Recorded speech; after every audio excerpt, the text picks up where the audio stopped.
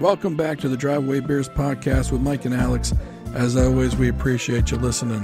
Please rate us on all the podcast platforms. Like, subscribe, comment, share wherever else you're listening, and enjoy the show. All right, welcome back to another episode. We appreciate you coming back as always. Please like, subscribe, comment, share. If you're on Apple Podcasts or Spotify, please review the podcast, even if you give us 1 star. We'd appreciate 5 stars, but we'll take 1 star just to get us in the algorithm. The more times we get rated, the more times we get put in front of someone's feed, which is great. Want to thank Brian Schilling with Long & Foster Real Estate, AnnapolisHomeExperts.com in Annapolis. Again, if you need to buy or sell a home in this market, inventory still low, you need someone who knows what they're doing, and Brian is your guy. Like I said before, I used Brian as my personal real estate agent years ago, put me in the house I'm in today, and I really do appreciate him for the expertise that he provided. I want to thank Cheers and Spirits in the Arnold Station Plaza. We are trying a new bourbon tonight. New bourbon to us. This is on the lower end, if you will. Possibly the lowest end you can go for whiskey. I won't even call it a bourbon. It's a whiskey. It's the bourbon. It says on the bottle, Kentucky Straight Bourbon Whiskey. Okay. It says right there. Whiskey, though. Bourbon whiskey. Bourbon whiskey. Yeah. Whiskey. Bourbon. I think if it's just bourbon, I don't think they put whiskey on the bottle. I don't know. The Wild Turkey 101 says bourbon whiskey. Yeah, but isn't it whiskey?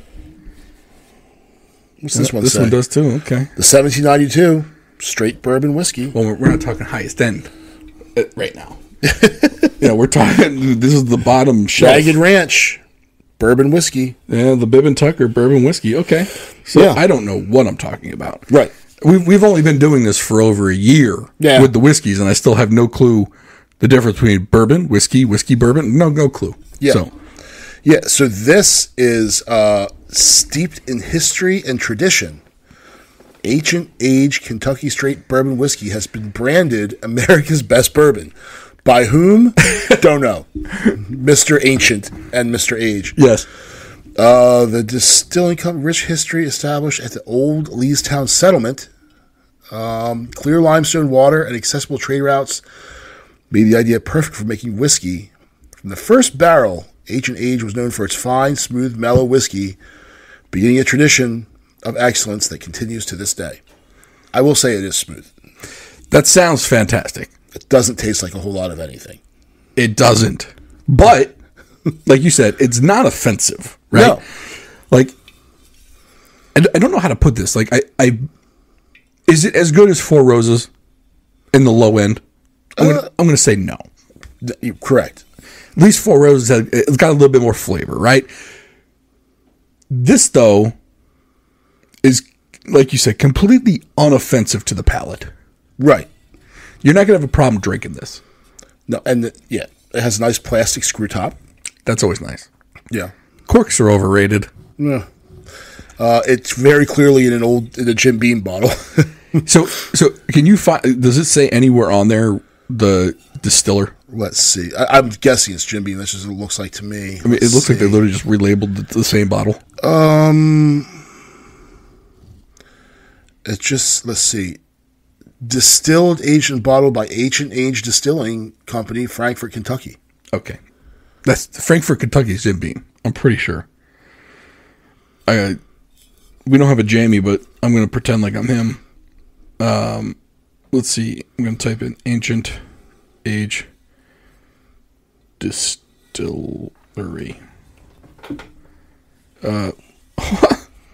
Buffalo Trace. Wow. No. I thought this was Buffalo Trace. No. This is like benchmark number -2. Right? Right. The bottle's glass, though. It's on the Buffalo Trace website. So they distill it. So is Buffalo Trace the GM of bourbon? I guess. I mean, I guess they just produce a lot of different bourbons. I mean, we knew they produced more than Buffalo Trace. Is this the Geo of the line? I mean, I didn't think you could get much lower on the Buffalo Trace scale than benchmark number 8. I liked the benchmark number 8 that I drank. I didn't think it was bad, right? Maybe Buffalo Trace is just really good at budget bourbon. Because think about Buffalo Trace is only $25 MSRP if you can get it for that. Mm-hmm. I mean, Eagle Rare, I think, is like, what, $35? And that's a fairly good one. Maybe they just do really good smooth bourbons that kind of have not much taste to them. Yeah. Because that's the one thing I got. I mean, when we were talking about benchmark number 8, no one was like, "Ooh, this tastes wonderful." No, it gets you drunk. Yeah. It tastes like bourbon on the tongue. This will get you drunk. That will get you hammered. I bought this actually to mix with eggnog over Christmas. Yeah, I could see it was very effective in that mission. That mission set. Yeah. Does it have a my proof military on there? guys. Have a proof? 40%. So it's low. It's low. That's like 80. Yeah. 80 proof. Yeah, 40%. Yeah, 80 proof. Okay. But that's what benchmark is, though. Yeah. I wonder why they have them both. Like, it seems like they're almost the same. Why does GM have Chevy and GMC trucks? I mean, GMC is supposed to be like the work truck, right? It's a little higher GMCs priced. are a little high. Like Chevy's, like, if you go to like any municipality, they don't have any GMCs. They got a ton of Chevys, right? Because that's the work truck. That's the GMC's like the upmarket, right? That's what I'm saying. That's why you have two of them, though. So why would you have Benchmark and Ancient Age? That seems to be in the same price range. Yeah, like I can see like having the Buffalo Trace at 25, Benchmark number 8 at like 16. Mm-hmm. I mean, this one was what, $12? Yeah. Okay, so maybe like out the door $12. Maybe that's like the Geo of the GM family. Yeah, or the Saturn. It was the ultra low end. It would have to be a plastic bottle. It would. Well, Benchmark number 8 is also plastic. Yeah, you don't get into the glass until you get to the Buffalo Trace product. Right, to get to the Chevy. Do you know people are paying like $70 for Buffalo Trace right now? That's dumb. That's the dumbest thing I've ever heard. We should get Buffalo Trace bottles and pour each age into it and sell it for $50. Well, I'm thinking of what you can get for $75, $80, and little foreshadowing. We might have some testing of that going on in the next couple of weeks. So stay tuned. But like Whistle Pig's like $75, $80. I've never tried it though. I had that at a bar. Was that any good? I was pretty hammered when I had it. So it was excellent. Yeah, I was with a buddy of ours. Okay. Who doesn't come out that much. Okay. That name's like more than half of likes to play lacrosse. That narrows it down to one, but he goes out quite often, doesn't he? Well, we went to... Just not with us. No, we all went to Old Stein. Did you go on that trip? I did not. No, but I know who was there. Yeah, and he was there, and then afterwards we went out. That was the night that somebody else threw up in the Uber. I do remember that. I heard that Aeropostale sweater. People know him on this show. Yeah. So, and he bought Whistle Pig, and I think I drank it as a shot. Wow. Yeah. Speaking of shots. So did he. Yeah, well. Speaking of shots, we have a mutual friend who came out when we were out, joined us afterwards, and was already a lot deep into the evening. Yes. And then we just started buying shots for everybody. Mm-hmm. Now, normally, I am like, Josh does this when we go to watch the Ravens games. I'm like, no, I can't with his Ravens blood concoction. No, I can't do it. Which is Goldschlager and purple food coloring. Yeah. I'm like, no, I can't. And he eventually relents and says, okay, and he drinks mine and his. And yeah. Because if he doesn't drink them all, then, the Ravens lose. The Ravens gods will be against him. But our friend he must have bought 10 shots. Oh, he was. And I think I said no, 20. Eventually, he was just like, you gotta do it. He's like he's like a happy drunk. Yeah. Kind of, I guess. I don't really know, but at that point, he was like a happy, I'm buying everyone a shot. Just kind of I was like, fine, I'll just do it. I haven't done a shot in so long. It was awful. And I don't know what he got. I think it was Jameson. I think, okay, so it was Jameson. All right, well, my palate's getting a little better. I recognized it. So we do one.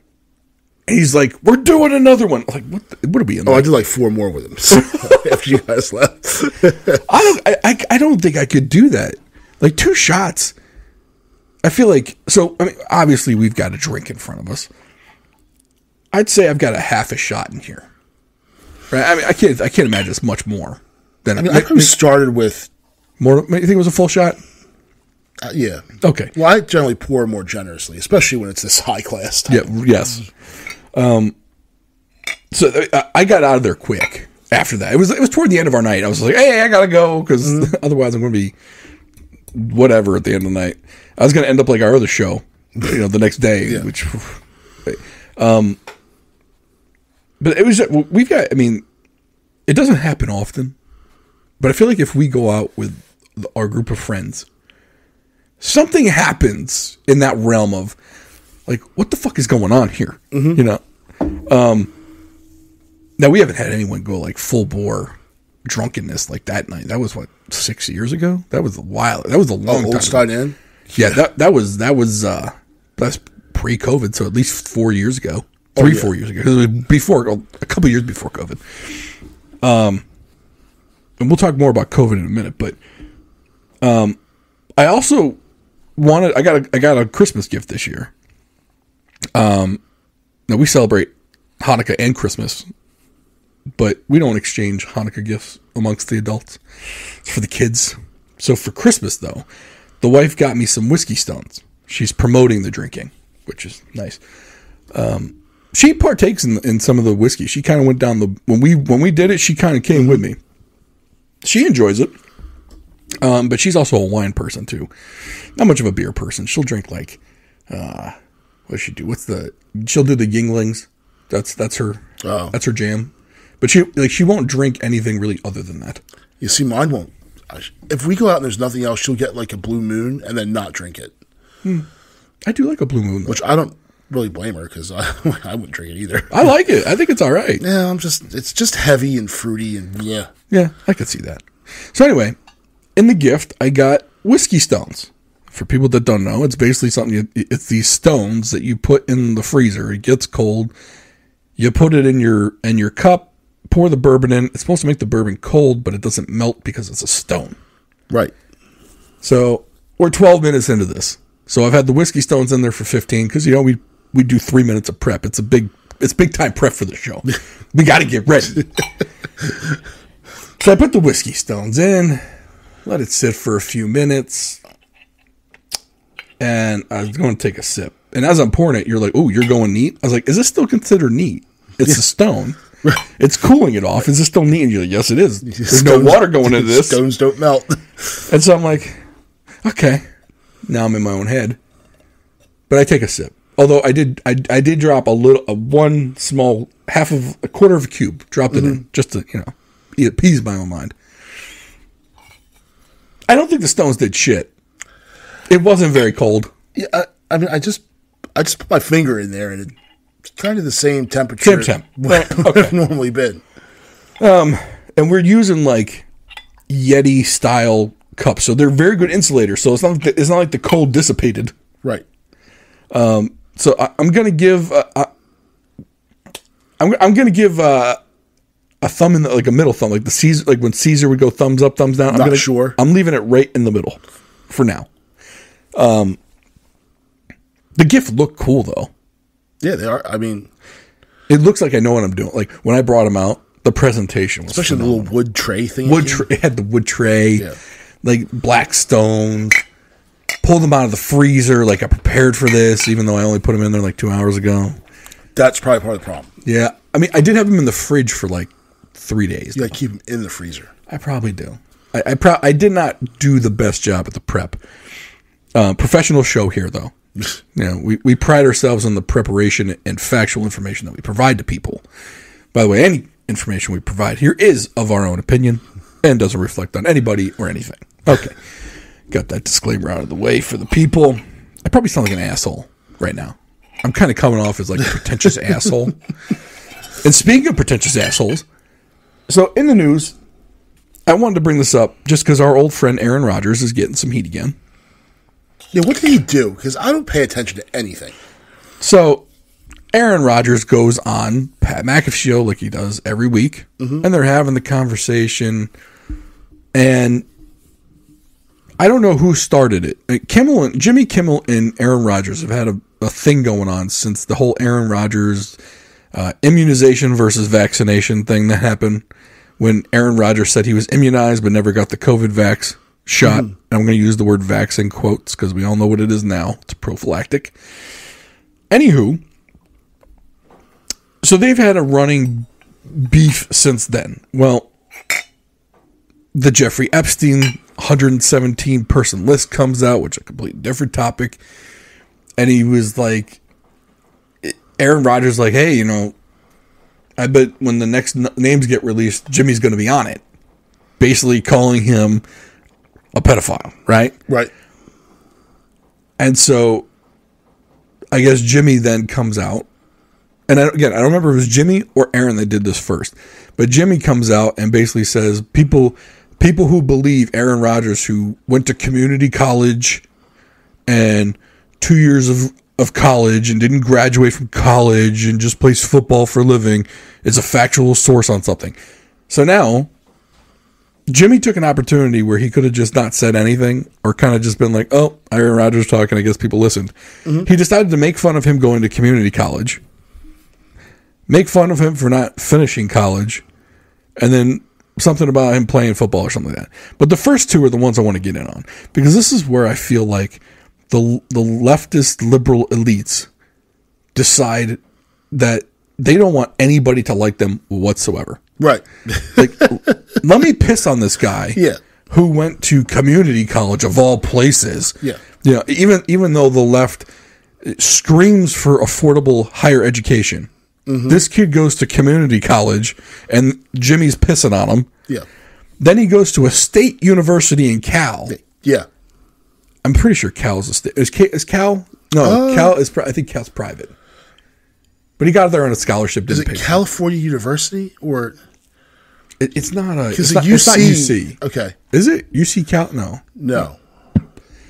Anyway, but then he's basically pissing on this guy for his accolades. Like, it's like, you pretentious asshole. Of all of the things that you could have pissed on Aaron Rodgers for, you decided to go after him for going to community college. Like, you pretentious dick. Yeah. Now nobody is going to like what you said except for your pretentious asshole friends. Right. And nobody gives two shits about them. You know, it's like when all of these Hollywood elite actors go out there and say you should get vaccinated, and everyone's like, hey, why don't you shut the fuck up? Mm-hmm. You know, half of them didn't go to college. Like, it's like, I wonder if Jimmy Kimmel went to college. Well, I mean, Jimmy Kimmel was smart enough to do blackface, so there's that. Right. Yeah. And the thing that I find so amusing about Jimmy Kimmel is here he is, like, one of the standard bearers of the left and how they cancel everyone and everyone's he was where I first saw Jimmy Kimmel was with Adam Carolla on a show on Comedy Central. Was it on Comedy Central or was it it was called The Man Show. Was it on Spike? It was either Comedy Central, I think it was Spike. It was The Man Show. Mm-hmm.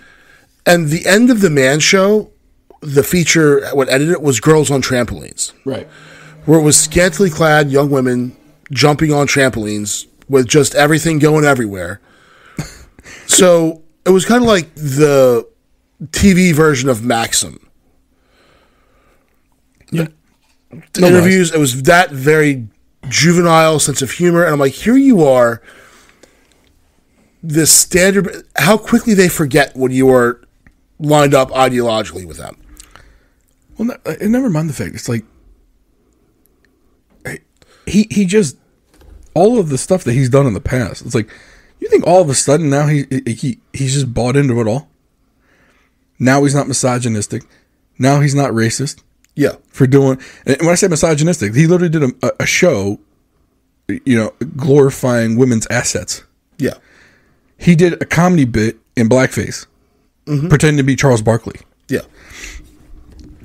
And now and that's two big X's for the left. But now, and it's not like there's no video proof of this. Like the photos are all over the internet. The videos are all over the internet. Yeah. But he's your guy? Mm-hmm. It's like, look, if you're gonna be the self-righteous asshole, the pretentious dick, you know, you got to put someone up there that doesn't have a track record like that. Yep. But never mind the fact. So he's going to try and go toe-to-toe and wit for wit with Aaron Rodgers. Now, look. Yeah, Aaron Rodgers plays football. He's not a genius, right?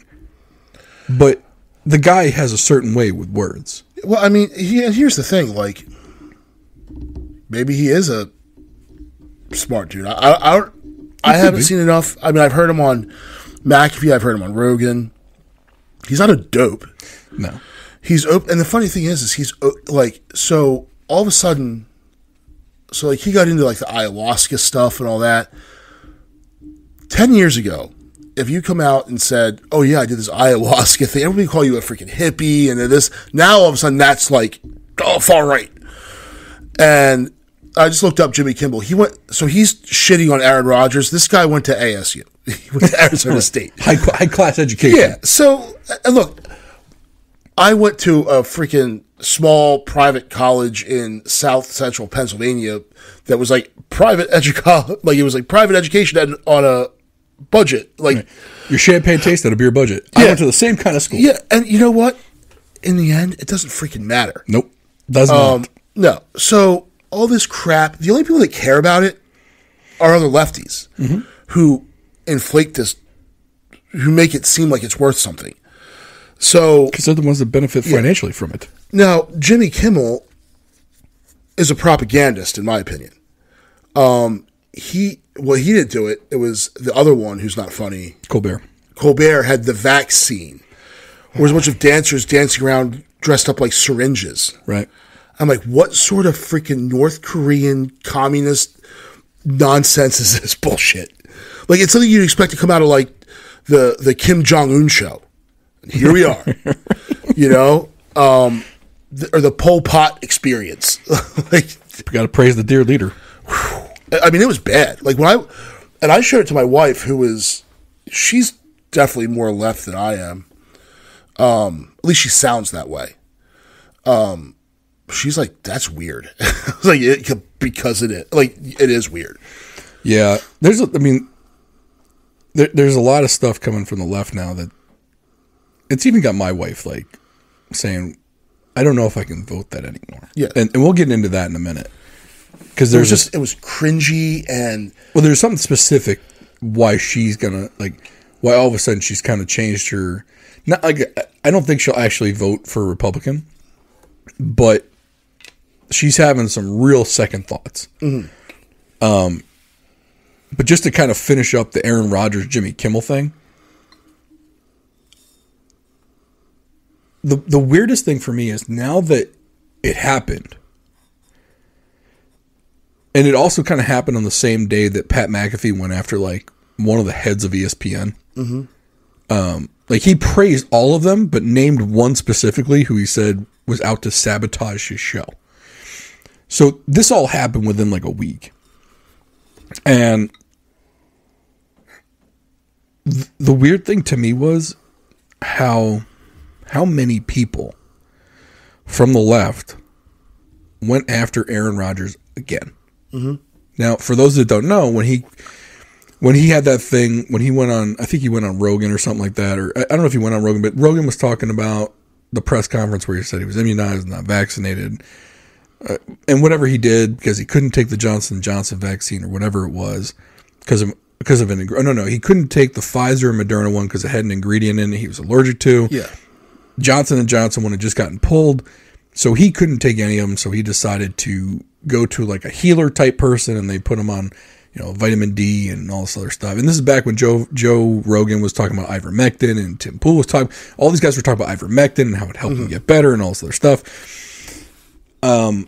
Which ended up being quite truthful, that it was helpful along with some other regimens like vitamin D. But very inconvenient to Pfizer. Oh, very, very, very, very much so. Because for listeners that don't know, all the vaccines were done under an EUA, an emergency use authorization, which is you're only allowed to have one if there's no other course of treatment. Ivermectin, monoclonal antibodies, hydroxychloroquine, all of these things, if they were to say they work, would then jeopardize the EUA status of the different vaccines. So they had to keep shitting on them. Correct. And so even as of today, they, at least in the Twitterverse and the mainstream media, like Politico, the Vox, all the left, the Huffington Post, they're all literally loading up on Aaron Rodgers. Mm-hmm. Jimmy Kimmel, I'm sure Colbert has. Jimmy Fallon, except he's too big of a dope. Right. And but the thing, none of them are funny. Gutfeld's killing all of them. Ratings-wise, sure. Yeah. And who's the other one? Seth something? Seth Meyers, yes. Who's also an ass clown. Yes. All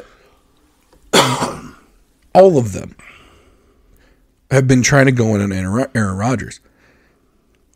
And not that Aaron Rodgers is anyone to speak of, but the problem is that it looks so coordinated that this group of people is just going after an individual mm-hmm. that said something they don't like.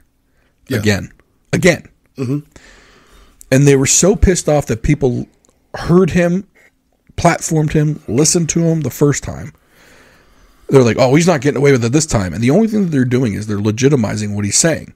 Whether it's right, wrong, indifferent, it doesn't matter. Mm-hmm. The fact that you, the cabal of people, the ones that they talked about in the Time Magazine article that helped save democracy, which if you haven't read that, that shit's unreal that they put that in writing. They're just making up awards and giving them to each other. It's the most unreal thing I've ever seen. But they coalesce around each other and aim all of the arrows at one person. Mm-hmm. The problem is now, and this is just like we talked about with like the FDA and all the government agencies that had the trust of people. Now that all information has come out about some of these things and the lies and the EUA and it wasn't needed and the trust from regular individuals, other than the ones that are in it hook, line, and sinker, just look at these people like they're nuts. Yeah. And anyone who is still clinging on to any hope that there was hope for that side, because that's the side their ideologies stay on that side. They're there. They still believe in equality, lesser cost education, universal health care. They still believe in all of this. I believe in all that shit. They believe in a good immigration policy, not an open door policy. But not a wall. They agree with better K through 12 education. They believe in all of this stuff. They believe in government that can do good. Mm-hmm. The problem is your government fucked you. Yeah. And people saw it. And now people are getting the facts of it even 3-4 years later. But now they're seeing this whole coalescing of a group of people against some dumb jock. Yeah. And you even get the race hustlers in on it. Like, oh, well, when Aaron Rodgers says it, white people believe it. When LeBron says something, he's villainized. Or when Colin Kaepernick did it. I was like, how are you going to equate the two things? Yeah. One, the guy said it in an interview. The other guy did it before every game on live TV when people weren't there to watch that. Only after he was no longer the starting quarterback. Bingo. After he sucked. Yeah. He wasn't doing it when he was in all those AFC championship games and Correct. The Super Bowl and wasn't doing it then. And this guy's not doing it before and or after games. Right. He's not doing it for sports interviews. This time on Pat McAfee Show is this season he had no chill out. No, but the time when he goes on Pat McAfee Show is just for them to chill out and talk. Yeah. And the reason why that segment is so popular is because he says real shit. Yeah. He doesn't say it's not scripted, it's not corporate line, it's Aaron Rodgers. And, I mean, that's another reason why Pat McAfee Show is so popular because of that. Even outside of sports. Mm-hmm. Because Pat and his crew, I mean, don't get me wrong, they're more about positivity stuff, which, positivity shouldn't sell. Yeah. According to all the media people, positivity doesn't sell. That's why we don't put it out there. His show sells because ordinary people like the positivity, but they also say some real shit. Mm-hmm. Like, it's okay to be positive, but you're not going to just gloss over some shit and lie to people about it. People can, look, don't get me wrong. I understand most people are dumb as rocks. They'll believe anything put in front of them. But, yeah, there has to be some certain level of truth to what you're saying. You can't just throw out complete nonsense, but apparently you can, because some people eat that shit up. Mm-hmm. But a majority of people don't. Yeah. And those shows where people eat that up, People ain't watching it. That's why nobody watches ESPN anymore. Nobody watches MSNBC, CNN. I mean, CNN literally had to fire everyone, and they're trying to rebuild an image because of what they did. Yeah, CNN, I think their best show is getting 40, like some of their shows, 44,000 viewers on a primetime news show. And it's like, that. I mean, hell, some of these freaking, like, Joe Rogan can make an Instagram video, you get 44,000 viewers in 3 minutes. And that's the TV model is such an old dinosaur anyway. Yeah. And they're clinging to it because that's all they have. But then CNN had literally the most unlikable people, Brian Stelter and Don Lemon and Chris Cuomo and all these clowns on there, pretty much saying how much better they were than you are, and they're paying the price for it. Fox fired Tucker Carlson. Now he's got his own thing, and he's killing it. Dude, he's getting like, what, 30 mil? Yeah. 30 million views. Now, I don't know if they're in unique views, but even if it's a third of that, 10 million views, that's more than he got on Fox. It's more than the entire Fox primetime lineup. And he's putting that shit on Twitter. Yeah.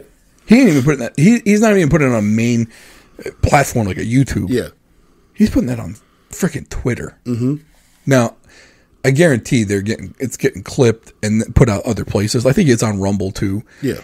But you could take a Rumble video and embed it anywhere. Yeah. Well, now Tucker has his own website going. Right. His own thing. So, but he's getting more views that way. Yeah. Which, think about that.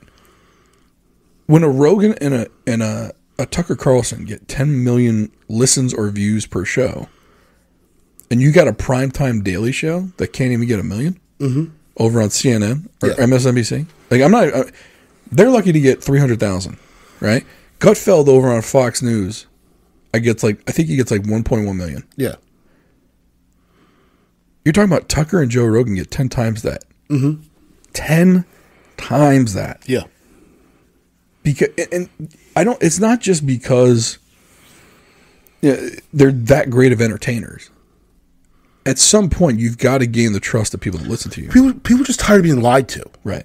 And that's what it all comes from. Is people are just tired of being lied to, and I think eventually you can't hear after every commercial break brought to you by Pfizer, and think that Pfizer doesn't have their hands in things. Right. And if you do, you're a moron. To sit back, and I know some intelligent people who still believe the tripe that they put out, that these networks are putting out. Like, oh well, I mean, that's the legacy media. Like they wouldn't lie. They are lying to you. They're paid to lie to you. They're paid to pull a certain line, and that's what they do. So, if it makes perfect sense that they're all going to gang up on Aaron Rodgers. And Aaron Rodgers, one way or the other, I mean, he's not going to care. No, because when he's retired, no one's going to remember him. No, and he's going to love that. He's going to fall back into obscurity with his millions upon millions of dollars. He's going to go do some drugs in a jungle. And he's going to be happy as a pig of shit. Probably some smoking hot girl next to him, like or one a couple. A couple of them. He's not going to care. Yeah. And it's not just those lines, though. It's like, I've got a very, very intelligent cousin. A lot younger than me. Early 20s, like 22, 23. Lives out in San Francisco. Okay. Puts on Instagram a lot of anti-Israel sentiment stuff. And the stuff that she puts out, you can tell she doesn't know the history of the land. Yeah. And for anyone that wants to know the history of it, you can Google it and find, I mean, you're talking about history that goes back before Jesus. We're talking about BC times. Old Testament. Literally, Old Testament. Yeah. And people are like, well, it's just the Bible. It's not real. Well, it does tell certain stories. It just depends on how you want to embellish the stories. But some of the stories in there are quite factual about things that actually happened. Interpret Isaac, or Abraham, Isaac, Moses.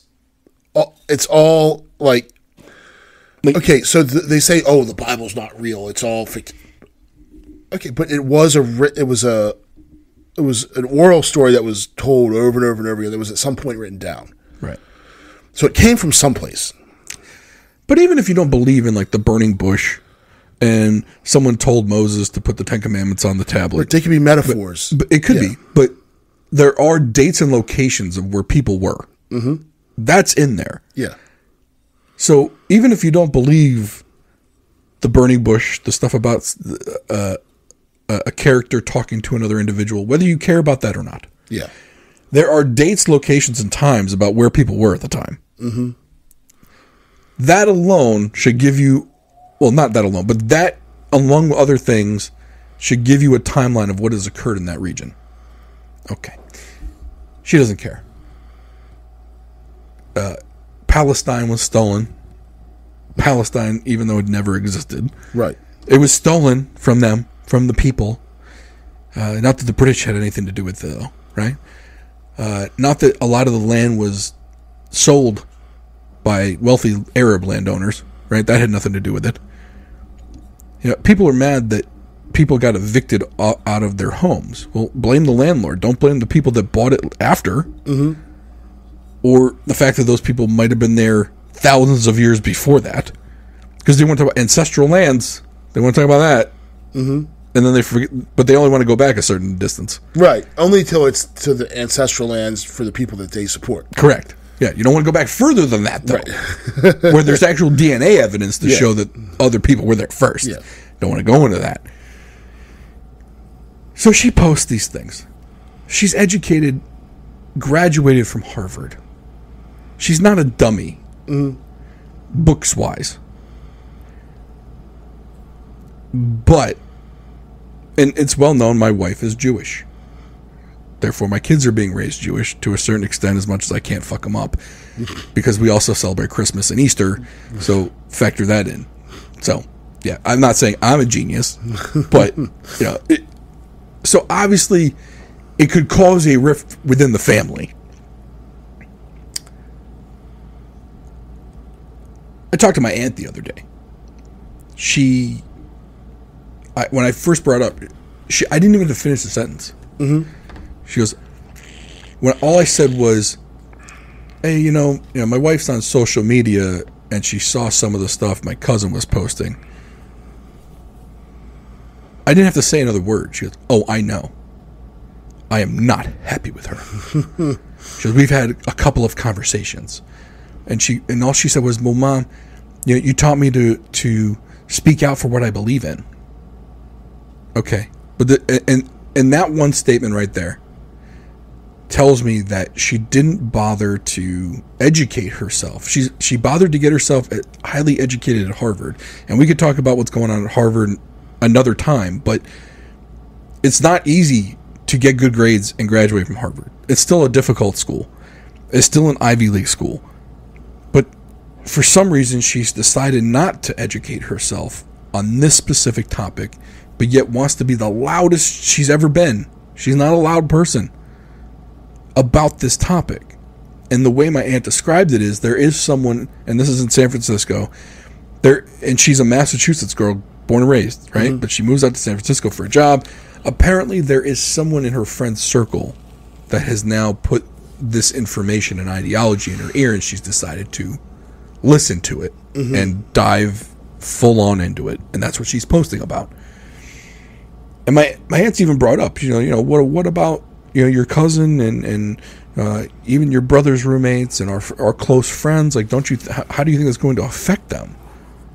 And that's when she kind of gets the line. Well, you told me to speak up for what I believe in. I was like, I am all for speaking up in what you believe in. I've got a freaking microphone in front of my face. Yeah. This goes out to people. Mm-hmm. It's like 3 people, but people, right? And all I would say is I would hope that people that want to speak out loudly about a certain topic at least educate themselves on the topic. Because at the end of the day, what she posts online, if enough people see it or the wrong person sees it, my kids' lives could be harmed in some way. And I'm not going to say like someone's going to do something because she posted something in San Francisco. That's not. But when my kids went to preschool, there were some anti-Semitic things going on. And I don't use the word anti-Semitic lightly. I'm not saying anything against a Jewish person is anti-Semitic. There are certain anti-Semitic things, though. Like, shooting up a temple or spraying some swastikas on a temple. That's pretty anti-Semitic, right? Disagreeing with a Jewish person is not anti-Semitic. Not at all. I disagree with my wife all the time. Right. I'm not anti-Semitic. You know what I'm saying? Yeah. You never win those disagreements, I'm sure, but yeah, right. I haven't won one of them, but it doesn't make me anti-Semitic, right? Okay, but they actually had to have police officers set up at the preschool from opening to closing, just to be sure nothing happens. And we're talking about the little kids, right? Yeah. And I know the rebuttal, well, what about the little kids in Gaza? Okay. I get it. No one is saying that killing little kids is a good thing. But at some point, you have to hold the adults that are shielding themselves behind the little children in public places accountable. Like, you're going to blame the people who got attacked for retaliating, but you don't blame the people who attacked and are now shielding themselves behind the little children. Right. You have to hold someone again. When all throughout history, that's pretty much considered bad. Correct. Like a cowardly thing to do. Like, come out and fight like a man. That sort of. But except in this case, when it's okay. Now it's okay to hide behind stuff. Well, there should be, like, for example, in San Francisco the other day, there's a video of all of these people, and there's a mixture of Jewish people and Muslim people, and they're literally dancing in the San Francisco General Assembly because they passed I guess it was 8-3 for a call for a ceasefire. What are you dancing for? Yeah. You didn't accomplish shit. There is no ceasefire because of what you just did. Right. They don't give a fuck about the San Francisco City Council's vote for. You know what? The Arnold Council is going to vote for a ceasefire. You and I just voted 2-0 to keep guns firing. So how about we just negated what you just did? Yeah. How about that? We had a vote, Mike. You and me. Yeah. I abstained. I voted aye. So that's 1-0-1. Yeah. Because you're in the draw count. I guess that's the draw count. We're going to keep firing some guns. Yeah. Okay. Look, do I agree with wars? No. I'm actually fairly anti-war. Mm-hmm. But I'm also realistic in the world that I live in. And I think there's also a thing where you can disagree with the actions of the Israeli government. You're allowed to do that. Mm-hmm. But still understand, like, I get it. You know? Like, no, I don't know enough about the conflict to make a call. Right?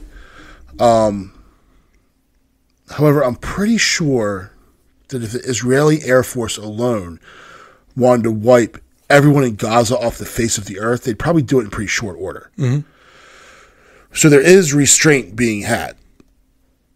There is some being shown, right? Because if not, I'm pretty sure they could wipe the entire strip of land of buildings and inhabitants off the face of the earth. It'd be gone in the afternoon. It would be gone quickly. Yeah. Now, are they showing all the restraint they should or they could? Probably not. Yeah. But you also got to remember that the attack that happened was pretty egregious. Yeah. And if that attack had never happened, this one currently happening wouldn't have happened either. Right. You know, her thing, like, when she posts, she's talking about, like, an apartheid state. I'm like, first of all, there are a large number of Arab Israeli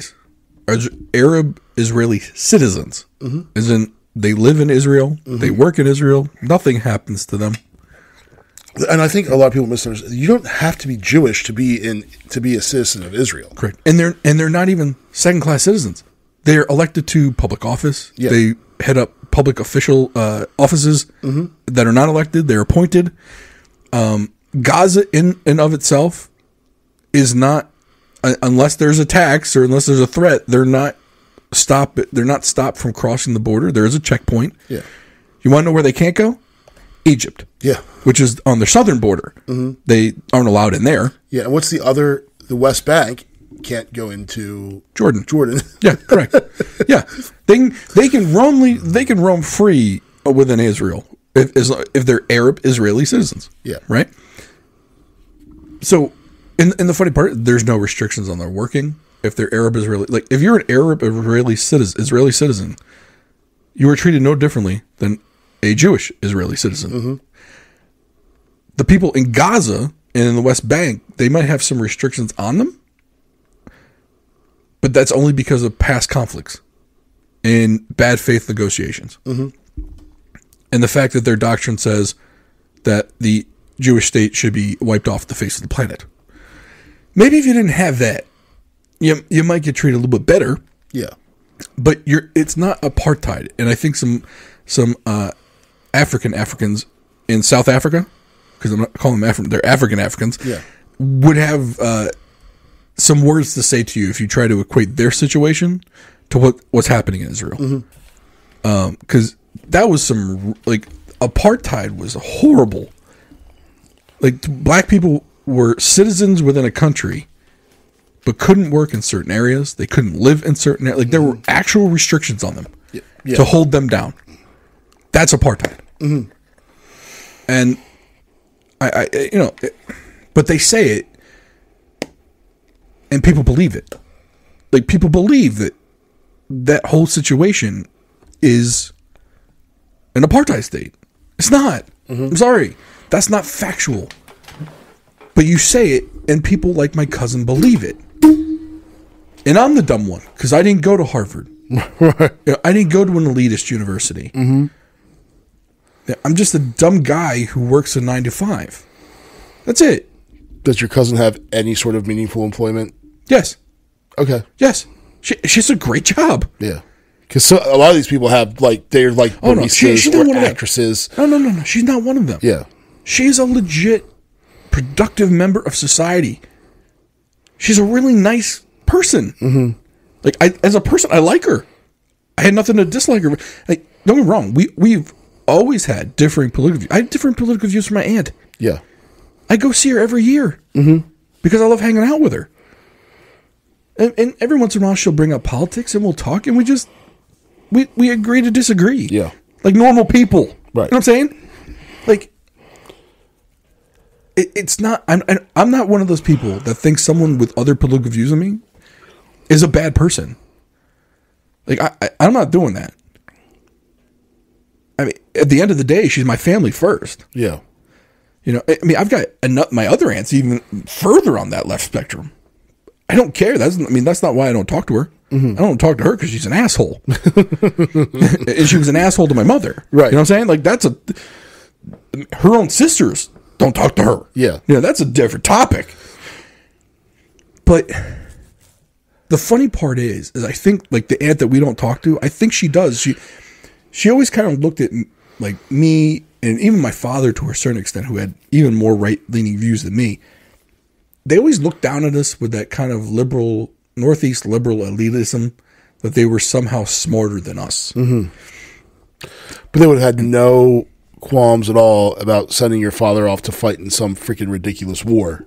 Not at all. That they supported. So, and that used to be the anti-war party, which is completely freaking weird. I don't understand what happened. We're in bizarro world, dude. Like, well, and I'm gonna pull out a name, and I don't know if I've ever told you the name before.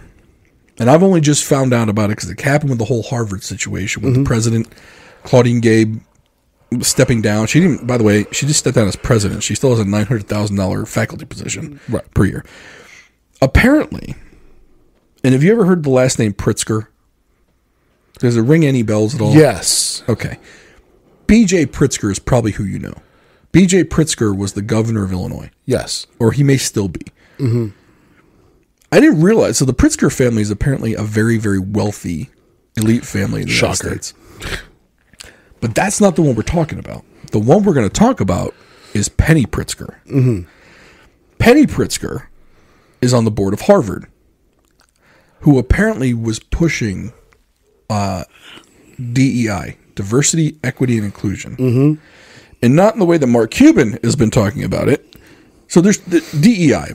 In the regular sense, DEI basically means that the person with the best merit, with the best qualifications, would get the job regardless of color, right? That's what affirmative action was trying to do, trying to break down the barrier of people that said, "Well, I'm not going to interview you because you're black," right? Yeah. Okay.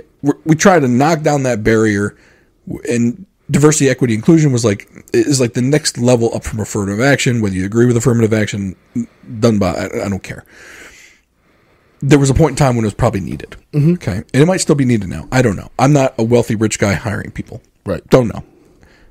But essentially, that's what DEI was supposed to be. Make sure that if you have the right qualifications, regardless of your background, creed, color, whatever, you would at least be able to get an interview based on that merit. Okay. DEI today basically means we just need to fill the spot with a minority or a transgender person or a gay person or we have to fill it with a checkbox. Yeah. Basically, that's what we need to do, regardless of qualifications. Regardless, yes, yeah.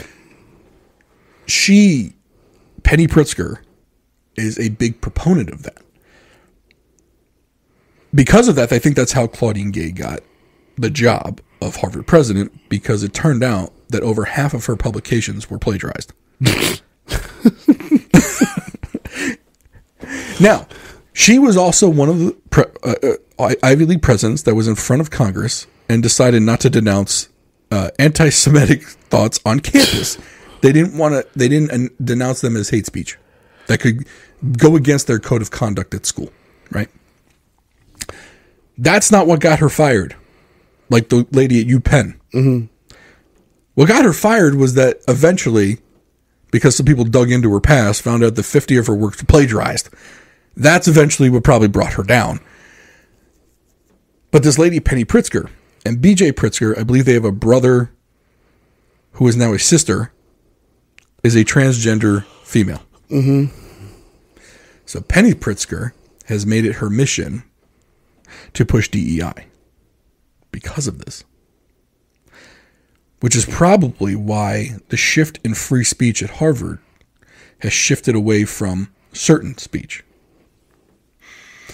And so when we've talked about in the past about the money behind some of these initiatives. Like, why on earth is there this huge transgender initiative?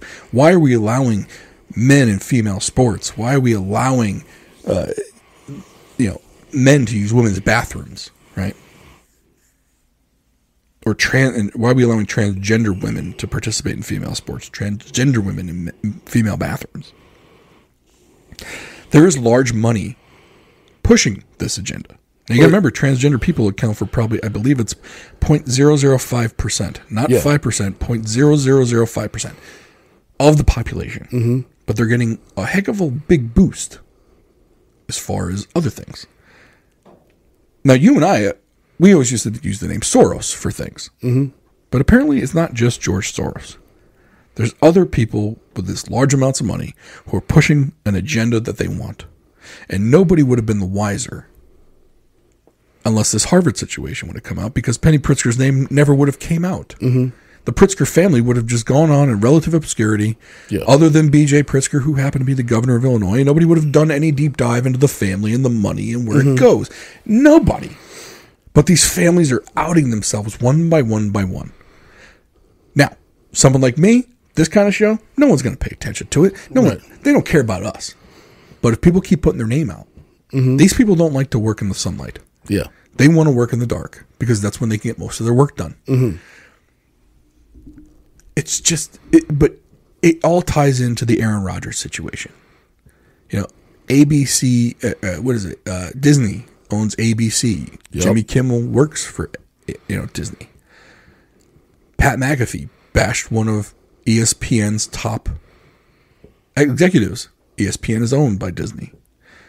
Look at the Disney board. There's actually a potential hostile takeover on the Disney board because of all the DEI they've pushed. Mm-hmm. And now all the money that they're losing. Well, the problem is at Disney, you are accountable to shareholders. Yeah. And when shareholders don't make money, especially rich ones, they get a little pissed off. Mm-hmm. You can only lose a certain amount of money before you start earning it. Yeah. So what I'm saying is, even this little Aaron Rodgers situation, some of it probably ties in to the Harvard situation, because a lot of these people with money have their fingers in everything. They have their money in the wars. They have their money in the Middle East. They have their money in Harvard. They have their money at UPenn. They've got their money in Disney. They have their money in Raytheon, Northrop Grumman, Any major business you can think of. Oh, yeah. Pfizer. Moderna, Novo Nordisk, all of it. Their money is in all of this, and they have a say because they're on the board of all of these companies.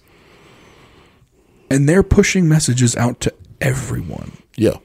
Including my cousin. Who by the numbers and by the books is a very, very, very intelligent human being. Mm-hmm. But we've said this all the time. We said this in our show about the 2024 craziness coming. I have a human brain in my head. I am not a robot. I am 100% human, and my brain can be manipulated just like everybody else's. Oh, yeah. Especially with someone whose job it is to sway my opinion. Mm-hmm. But at least I'm aware of that. Yeah. These people think that they just have the truth. Yeah. And so this is kind of piggybacking off of our last couple of episodes where we're only we're 2 weeks into 2024. True story. This shit's nuts. Yeah. Like the shit that's being pushed out, and we haven't even touched on half of it. It's been, this is January 10th. This shit got real quick. Yeah. In 2024. Like, we're fucked. Yeah, when you look and see how the parties kind of flipped and how one became the party of, back a couple years ago, it was the Republicans were the party of corporations, of the rich, of censorship, of this, and now it's just completely flipped. And I'm trying to think, like, what made it flip. You just said these people have their money in everything. So the flip happened in 2020. So at that point, all these rich families had their money in everything. Well, the thing that was going to make the most money was all the profits from these vaccines they're about to force everyone to take. And the people that went against it were generally right-leaning individuals. So all of a sudden, all of those things that were cool for the left or cool for the right were now united with stuff that was cool for the left. So it just made this big flop. And here we are now. The right is now anti-war, anti-censorship, anti-military industrial complex, anti-pharmacological medical complex, however you want to say that. Sure. But they're anti all that now. And it's just a really strange to think that. So my mother passed away before all this stuff happened. If she came back to life right now, she'd be like, so I'm a Republican now? Like, yep, pretty much. Well, and this goes back to what I mentioned before about my wife. So with all this anti-Jewish Israeli sentiment coming from the left, she is severely conflicted now. Mm-hmm. Because, her one major voting point was pro-choice. Mm-hmm. And now she's like, well, now that I see what the left has harbored, can I still vote for that? Yeah. Is this now her new single issue that she's going to vote on? Well, they even changed pro-choice because pro-choice also meant pro-choice as to what chemicals you wanted injected into your body. So all of a sudden it became pro-abortion.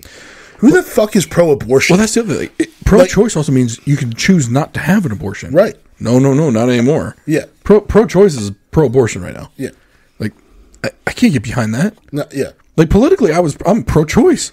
Mm-hmm. I believe in a person's right to choose. Yeah. Would I want to do it in my own personal life? No, probably not. Yeah. Would I encourage anyone else to do it? No. No. Well, maybe a couple people. Well, maybe that's different than not wanting to give them the opportunity. Maybe I wish I had encouraged their parents to do it. But in any case, you can't just go and but pro-abortion now is good to them. Like, huh? You got women out there bragging about, I had 5 abortions. Yeah. Yo, you keep that to yourself. Yeah. That's not a badge of honor. Right. Like, I'm not saying you should have shame, but I'm not trying to cut your hair off and march you down and say shame, shame, shame. No, this person was trying to put it out there like she was a level 5 warlock in a game. Yeah. Like she was like, I leveled up. I got 5 abortions. Like, whoa, no, that's not how this works. Like, I'm not saying you should be ashamed of it, but it's not a badge of honor here. Yeah. And I don't know, man. I kind of get, like, I'm not trying to be alarmist, but because I'm not one of those people like, oh, Civil War's coming, get your guns ready. But civil discourse has kind of gone out the window, especially in like some of these more liberal cities. I mean, we didn't even go into immigration and what's going on. I mean, they literally put kids on remote learning so that they could house migrants in New York City, in the Bronx. Like they literally had to house them in a school. So the kids that go to that school are now remote learning. Like, this is fucking bizarro world. Yeah. Why do we keep voting for these fucking people, though? Well, we don't. No, we don't. But why? If your child got kicked out of their school so that someone who came in here illegally, or as a migrant, where the fuck they're saying it now, can then use your child's former school as a place to live, why do you still vote for them? Well, you want to know why? Because they blame Texas. Well, Texas sent them here. It's their fault. Well, you're a sanctuary fucking city, so... Well, right. And that your 2 senators and your 12 or 15 House of Representatives dipshit governor couldn't figure out how to legislate immigration. And basically, so you want Texas and Arizona to bear the brunt of policies that your people and because your state has a say in what happens down there. Yeah. And they didn't do what they needed to do. And so Texas is saying, look, if you're not going to vote for good immigration policy reform, you're going to share in the burden that is this flood of migrants. Yeah. And it makes sense to someone like me, but to someone like them, they're just going to blame Texas. Yeah. No, this is your problem. This isn't our problem. Well, it's funny to watch that's why we're the United States of America. Well, it's funny to watch Eric Adams get up there and, blaming Texas and border state governors for doing this to him. I was really funny the first time they did it. They sent him all to Martha's Vineyard. All of a sudden, they were no longer pro-immigration. Right. Yeah. So it just shows 2024. Just be careful. Be careful of the information you take in. Just try and do research. Multiple outlets. Don't just go to your go-to. Go to multiple outlets. Go online. Maybe read an outlet you normally wouldn't. I mean, I don't watch or listen to Fox News, but maybe I'll go there and try and get something that Politico won't put in there, or I'll go online. I'll listen to Russell Brand or Jimmy Dore, who are leftists that talk a little bit differently, or Tim Pool's a little bit on the right side. I'll just go look for something else just to see if it matches up. Well, I think Jimmy Dore is far right now. Well, him and Russell Brand got labeled alt-right. Yeah. A socialist got labeled alt-right. Yeah. In Russell Brand. Yeah. Someone really said that today. There was a comment on Twitter. Russell Brand's the alt-right. Since fucking when? Right. It's anyone that disagrees with the mainstream corporate talking. And that's what I don't get about all these liberals. It's like, I was like, guys, you're just towing the corporate line.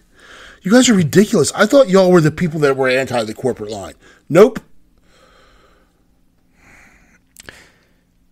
It's frustrating. And we know other people, especially people that listen to this show, they're frustrated too with it. We're all pretty much politically homeless at this point. Otherwise you wouldn't be here. That's why people listen to this. It's kind of why we started the show 3 years ago. We didn't hear anyone talking like sane individuals anymore. So if you're here, we're happy you're here. I mean, unfortunately, we got to live through this. Not the first world problems. We're still in the first world, right? Yeah. I mean, for now, I'm sitting in a comfortable basement. Yeah. For crying out loud.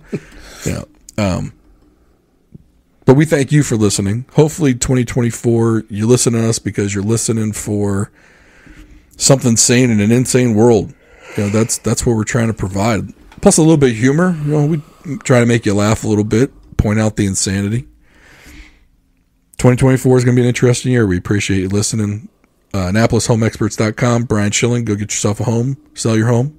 If you got to move from a crazy place or you want to buy a house in a wonderful place.